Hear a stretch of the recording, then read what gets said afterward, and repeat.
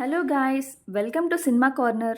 Here is a review of Fighter directed by Siddharth Anand starring Hrithik Roshan, Anil Kapoor and Deepika Padukone. Fighter movie visually amazing గా ఉంది. The VFX team DNEZ International VFX House compelling work చేశారు.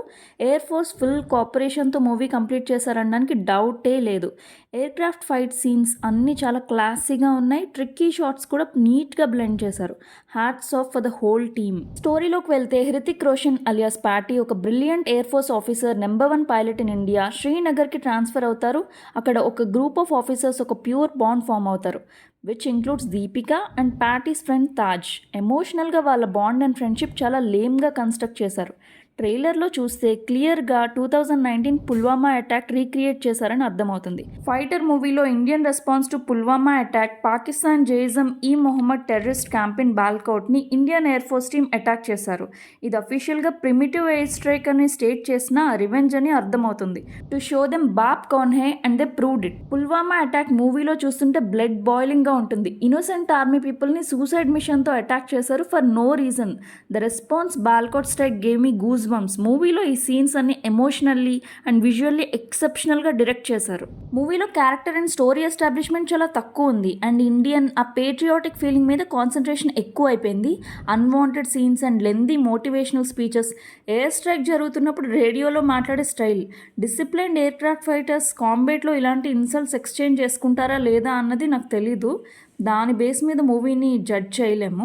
Fighter movie is all about India and love for nation అంటే కాదు, it is also about loving Hrithik Roshan. Entire VFX and scenery ఏవి Hrithik బ్యూటీకి and జా లైన్కి match కూడా కావు. 50 years ఏజ్లో ఆ grace and his dance is such a eye feast. క్లోజ్అప్స్లో green eyes and well crafted body and beautiful smile.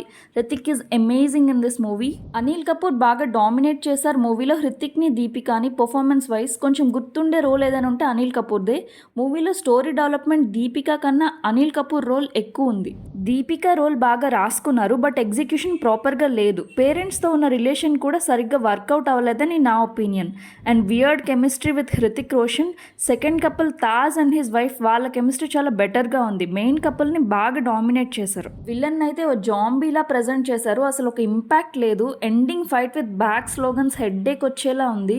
Music by Sanchit and Ankit. Background music bit over the top ఉంది. Music బాగుంది but డ్రమాటిక్గా అనిపించింది కొన్ని సీన్స్లో. For example Hrithik entry scene and ఎండింగ్లో fight సీన్స్లో over dramatic music.